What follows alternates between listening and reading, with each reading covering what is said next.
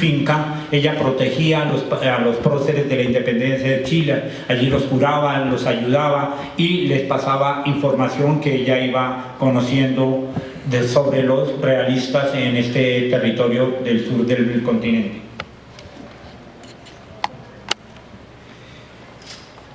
Paula Jaraquemada,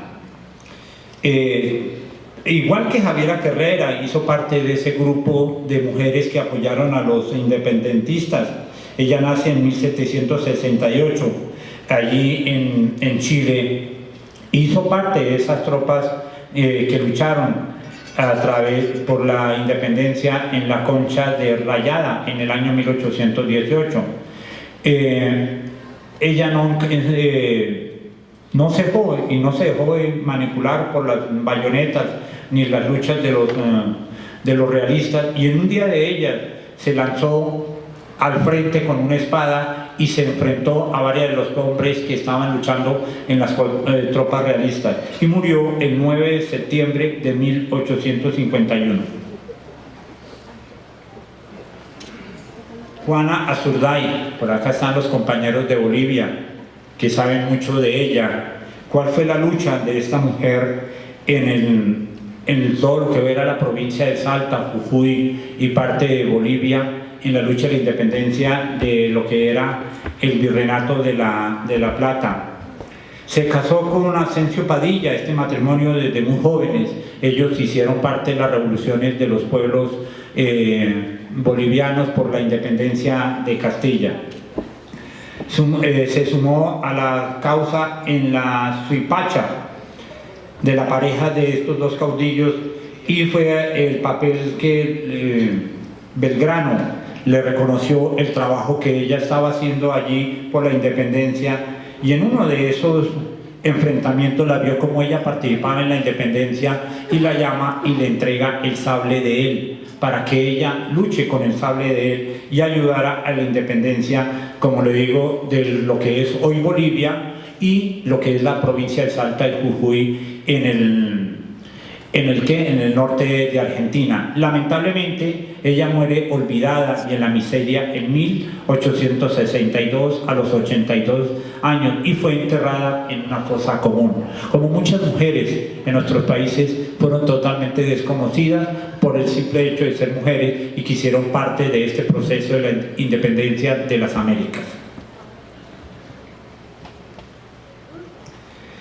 Gregoria Batallanos, alias La Goita o la Comandanta, también en el norte del Perú y Bolivia, o el sur del Perú y el norte de Argentina.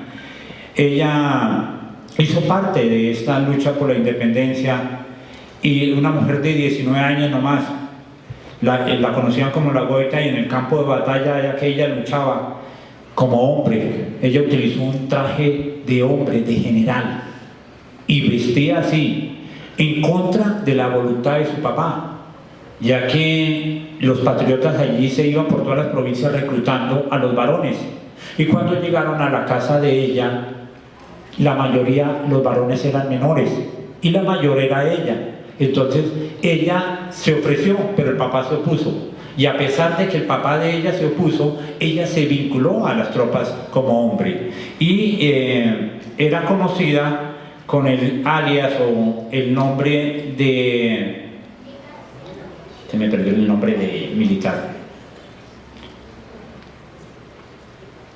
La Goita la conocían a ella allí, y su figura se asemeja un poco más a la de las milicias y figuras de Juana Azurday, revolucionaria del Alto Perú, quien lideraba las batallas de Chiquinsanca y zonas cercanas. Cabe destacar que Azurday, a diferencia de Batallanos, eran parte de una élite local, siendo esposa de Manuel Padilla. Entonces todas esas mujeres hicieron parte de ese bloque allí en el sur del Perú y en el norte de Argentina. Bartolina Sisa, otra gran mujer allí en esta región del Perú, fue la esposa de Tupac Katari. Ellos organizaron ejércitos de tropas de cerca de 40.000 indígenas en esta región de Bolivia, y se enfrentaron hacia las tropas de Ascendio antes de subir a La Paz. Y la indígena esposa de Tupac Amaru simbolizó la lucha contra las opresiones de los pueblos ancestrales o de la invasión de los pueblos, o que se llamaba la invasión de los europeos en este territorio.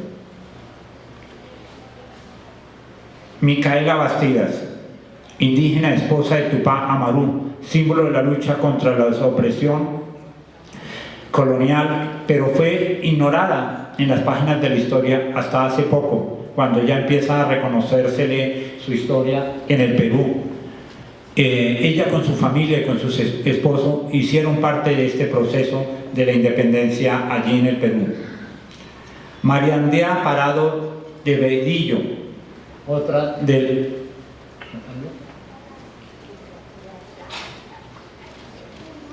las mujeres que luchó por la independencia en el Perú.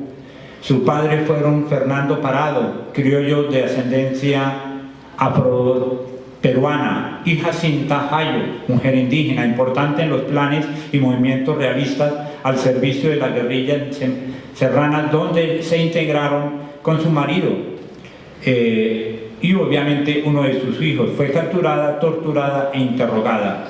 Al ser interrogada, exclamó: "No estoy aquí para informar a ustedes, sino para sacrificarme por la causa de la libertad". Fue la frase que ella dijo, aunque hay algunos historiadores que no reconocen que ella dijo esa frase, pero el reconocimiento se lo da posteriormente Simón Bolívar. El único verificable de ella es establecer que una pensión de gracia a las hijas. Ya después de que ella murió, Simón Bolívar ordenó que a ella se le entregara una pensión, o a la familia de ellas, por haber participado en ese proceso de la independencia de lo que hoy es la República del Perú.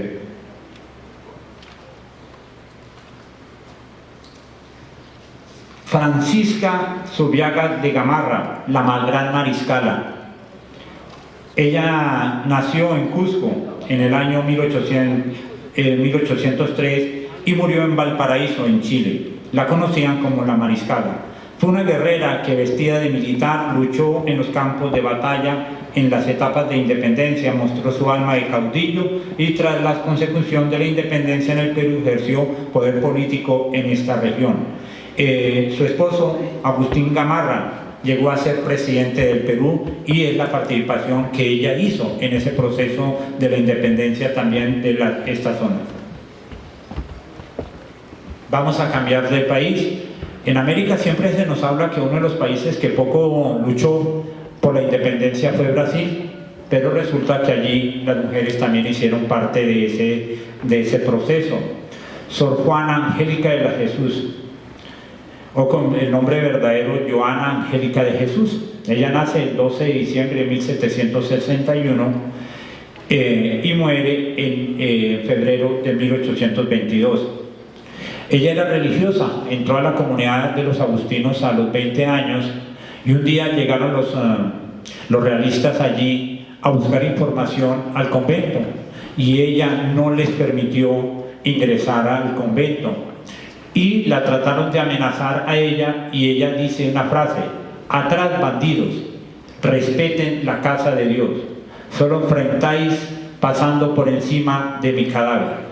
Fue la frase que ella dijo, y no les permitió ingresar al convento a buscar víveres y a buscar cosas que les servían a los realistas. Ella muere a la edad de 80 años, y su tumba se encuentra en la catedral de allí, y ocupó todos los cargos dentro de una comunidad religiosa, desde ser portera hasta llegar a ser abadesa en varias ocasiones. María Quitera de Jesús, Feria de Santa, nace el 27 de junio de 1782 y muere en Salvador el 21 de agosto de 1853.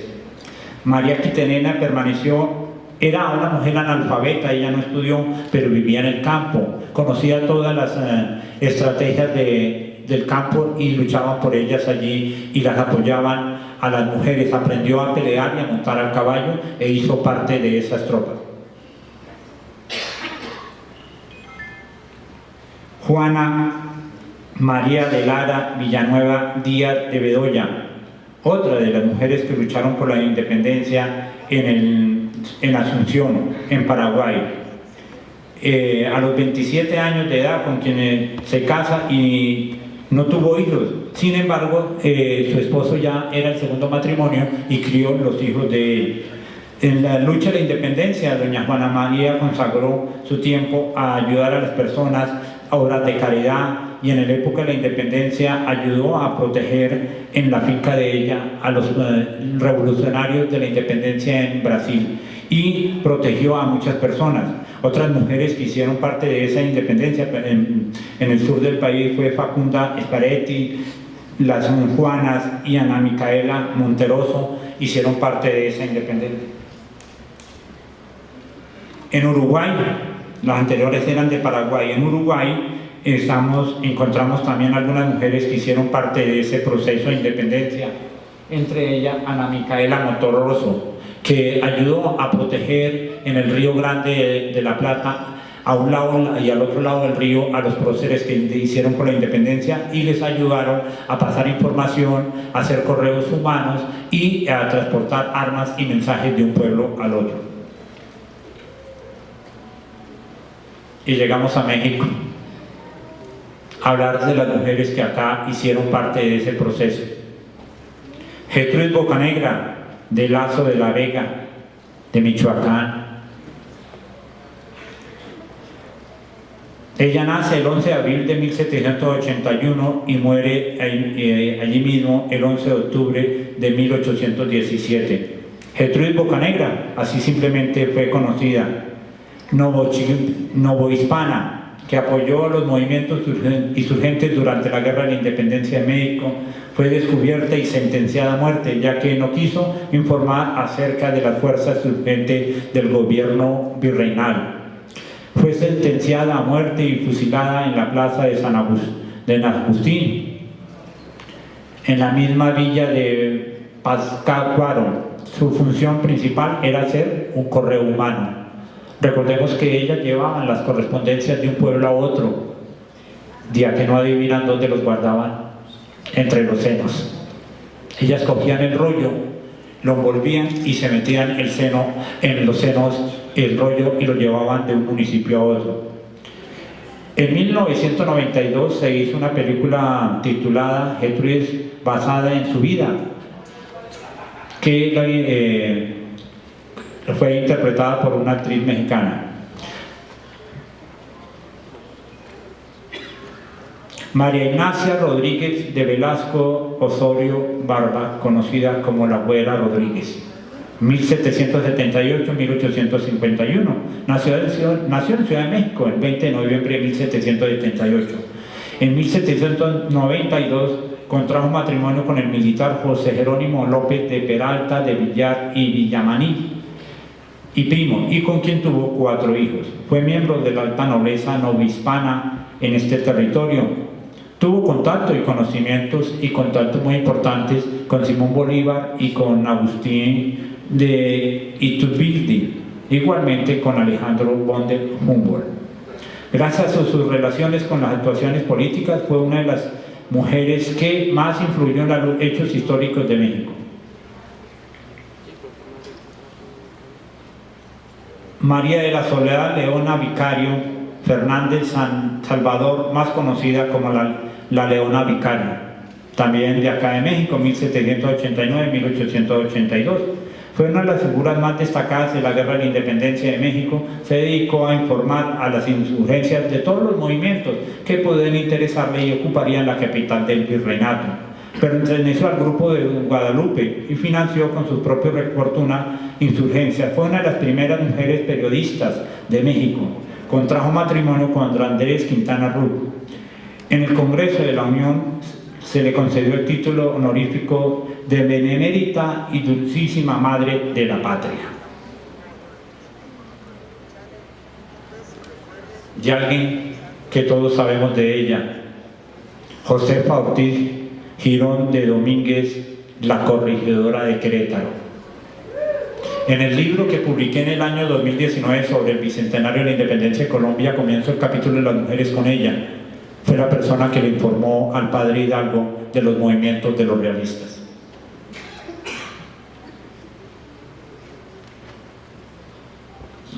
En Venezuela,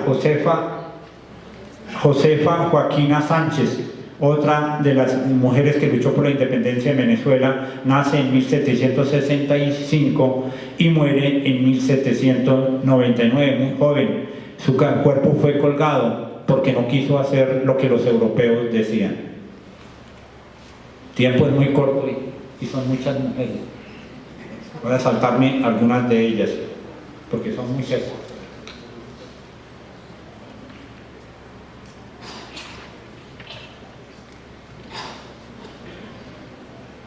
Saltamos de Venezuela a Ecuador. Manolita Sáenz de Santa María, conocida como la Libertadora Libertador. Esa niña que desde prácticamente los 13, 14 años, su hermano que hacía parte de las tropas de Bolívar, a través de carta le vendió a Bolívar como el hombre ideal. Y desde muy niña se enamoró de Bolívar sin conocerlo. La obligaron a casarse con un médico peruano, pero ella luchó por ese divorcio y él que la dejara libre, y al fin la dejó libre. Y cuando conoció a Bolívar en Guayaquil, esa noche inició el idilio entre ellos dos. Lo salvó a Bolívar de la noche septembrina, cuando intentaron matar a Bolívar en el Palacio de San Carlos en Bogotá, porque él había prohibido los grupos masones en la Nueva Granada o en la República de Colombia ya en ese momento. Rosa Zárate, otra mujer ecuatoriana que luchó por la independencia a pesar de ser indígena, luchó por la independencia y ella fue fusilada en Tumaco, en el norte de Colombia.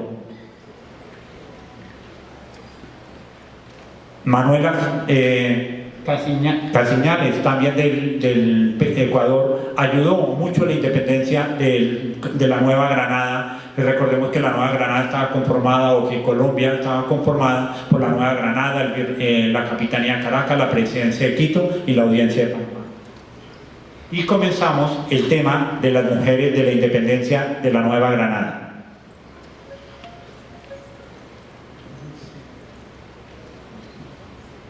De ella.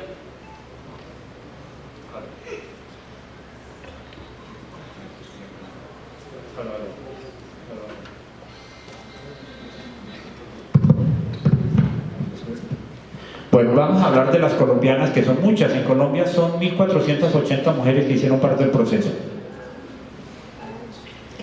Andrea Velasco, Luisa Figueroa, Domitila Sarasti y Dominga Burbano. Ellas cuatro fueron fusiladas en 1812 en Pasto, el 11 de diciembre, porque se vistieron de hombres para poder sacar a dos presos patriotas que estaban presos en la cárcel de Pasto. Lamentablemente alguien las delató y las fusilaron esa misma noche que fueron descubiertas. Marcelina Domínguez de Lago y Castillo, la esposa de José Joaquín Camacho y Lago, él era tunjano, fue uno de los padres de la independencia de la Nueva Granada, fue la persona que le informó o le arrancó el proceso del famoso 20 de julio, que eso fue programado, y cuando el virrey le dijo no al cabildo abierto, con la siguiente frase: he dicho, Joaquín Camacho dio la orden, y fue mucho lo que sufrió la esposa de ella por llevar a esa independencia o esos hechos del 20 de julio. María Manuela Beltrán, una mujer ya mayor de edad que rompe el edicto de los impuestos en el Socorro. Clara Tocarruncho, indígena de un municipio que se llama Cómbita, ahí cerca de Tunja. Ella, cuando se levantaron los pueblos de Tupá, Amarú, como indígena, se unió a ese proceso de la independencia de la Nueva Granada. Magdalena Ortega de Nariño, la esposa de Antonio Nariño. Antonio Nariño la mitad de su vida estuvo en la cárcel y ella sufrió mucho y fue una de las mártires de ese proceso de la independencia de la Nueva Granada. María Gallardo, Sagrado Corazón Gallardo Guerrero y Villamizar. Hace poco en Colombia hicieron una película de las hijas. La película se trató sobre la vida de Villamizar, las hermanas Villamizar. Concepción Loperena dio la independencia en la provincia de Valledupar. Aportó 300 caballos para la independencia de la campaña libertadora. Mercedes Abrego, otras de las mujeres de la independencia, Juana Camacho de Caicedo, María Gregoria Polonia Salabarrieta, la Policarpa Salabarrieta o la Pola, el nombre verdadero de ella era ese, y se escribía con Z, no con S. En Colombia el nombre le dicen Policarpa Salabarrieta, es María Gregoria Polonia. Juana Velasco de Gallo, de la ciudad de Tunja, financió la campaña libertadora y le entrega el caballo que verdaderamente Bolívar utilizó en la campaña libertadora, el caballo del muchacho. Simona Amaya, la primera sargento del ejército colombiano, se vistió de hombre y murió en la batalla del Pantano Vargas. En redes sociales van a encontrar la película sobre ella. La película se llama Simona Amaya, la primera sargento del ejército colombiano. Juana Bejar, la única mujer autorizada para pelear como mujer. Santiago Bejar hizo parte de ese proceso. María Josefa Camenelones dio a luz en pleno páramo de Pisba y ella se unió con el esposo a las tropas y las tropas hicieron un círculo para proteger al niño, Patricio del Páramo. Las mujeres del 20 de julio, una de ellas dice, le dice al niño, ve a morir con los hombres. Nosotras las mujeres, volviendo a las que lo rodeaban, marcharemos adelante, presentando nuestros pechos al cañón, que la metralla descargue sobre nosotras y los hombres que nos sigan, y a quienes hemos salvado de la primera descarga, pasen sobre nuestros cadáveres, se apoderen de la artillería y libren la patria. María Antonia Santos Plata fue fusilada en el Socorro. Casilda Zafra, quien le entrega el caballo más famoso que hablan de Bolívar, aunque en Colombia no participó el caballo del Palomo, que era de color bayo, blanco amarillento. Matilde Anaray, una niña que se quita su blusa para motivar a la gente para vestir a las tropas. María Estefanía Parra, Chinchilla, una niña de 14 años que en la batalla del campo Boyacá orienta a las tropas y le muestra el lugar por donde podían dar la vuelta al lugar y caerles por la espalda, que le cayó la retaguardia. Simona Duque de Alzate, esta mujer entregó todos sus hijos para la causa de la independencia de la Nueva Granada. Juana Escobar, ella fue alanceada el 7 de julio en la campaña libertadora, es decir, la colocaron de espalda a un hombre y los dos cuerpos al tiempo fueron alanceados. Carlota Romero, otra de las mujeres de la independencia. Dorotea Castro y Josefa Conde, le encontraron armas en la casa de ella y la fusilaron con la empleada. Y termino con esta frase, que es de las frases que hay en el museo, que hay en el campo de Boyacá, sobre la independencia de esto. Yo sé que dentro de un reguero de años, las palabras que escribí en el tablero de la escuela y que borraron los aguaceros y el viento, reaparecerá en la voluntad de mucha gente. Ese es al menos mi mayor deseo. Porque yo quise una patria en paz, limpia, amorosa y libre, y no sé si moriré con la esperanza o la esperanza morirá conmigo. Pedro Pascasio Martínez Rojas, imaginario del escritor boyacense Fernando Soto Aparicio. Muchísimas gracias y espero que les coloquen los dos videos que traje para mostrar un tricitico de qué fue la independencia de la Nueva Granada. Son dos videos que duran 1 minuto y el otro dura 1 minuto y 5 segundos para que me los muestren esos dos videos.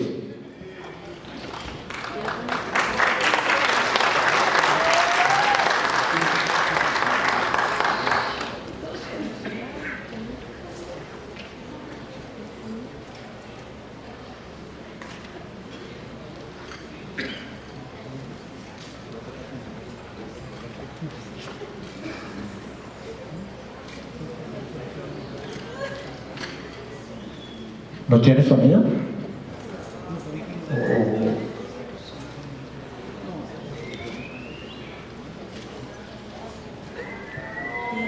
Lástima el sonido.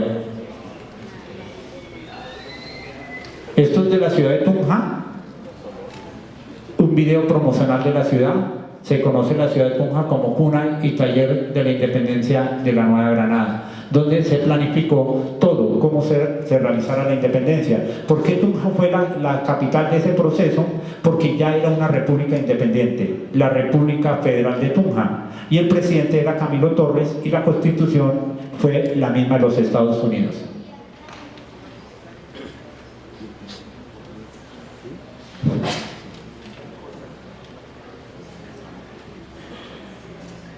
Lástima el sonido. Bueno, vamos a concluir con la participación. Y este es un video sobre inició la lucha libertadora, exactamente en el monumento del Bicentenario al Ejército Patriota. Allí, Santander entrena a Bolívar el caballo Venado, compañero de muchas batallas. En Casanare surgió la valentía de José Ramón Nonato, Santiago y Juan Abeja. Mientras tanto, los patriotas iniciaban su camino hacia la montaña antes de subir el páramo de Pisma. En Boyacá se vivieron las batallas de Paya, Corrales y Gáveza, en donde lastimosamente Antonio Arredondo entregó su vida. Juan José Rondón con los 14 lanceros se enlistaron con valentía en el pantano de Vargas, donde vivieron Jaime Rook y Simona Amaya, héroes que sellaron la victoria el 7 de agosto de 1819. Santander mostró la fuerza de sus habitantes en la batalla de Piedra del 4 al 7 de agosto entre Socorro y Charalá. En Cundinamarca se dio la marcha de victoria al ritmo de la vencedora, primer himno de Colombia. El 10 de agosto llegan a Santa Fe y el 17 de diciembre de 1819 se aprueba la ley fundamental donde la Nueva Granada comienza a llamarse Colombia. Ven a los destinos de la Ruta Libertadora, en donde revives la historia y disfrutas la aventura. Colombia, potencia de vida. Fuerte el aplauso para Julio Ernesto Gómez, guía de turista de Colombia. Le entrego el reconocimiento, Julio.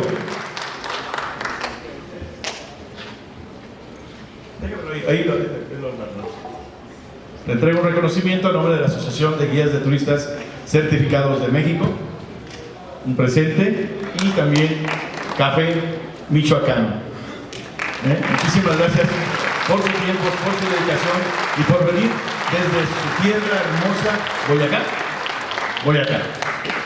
Bueno, como le digo, estaba programada era para 1 hora la charla, debido a que tuvieron que reprogramar todo, recortamos un poquito la disertación, y los invito, conozcamos nuestra historia. Así se conoce mi canal de YouTube, donde estoy empezando a conocer pequeños videos de historia. Conozcamos nuestra historia. Nuevamente muchas gracias, Julio. Rápidamente voy a dar unas indicaciones importantes de lo que sigue del programa. A ver, ¿quién se anotó en el recorrido de Colegio de San Nicolás, Corazón de Melchor Ocampo y Biblioteca Pública Libros Incurables? Levanten la mano, por favor. Vayan bajando, aquí está mi compañero.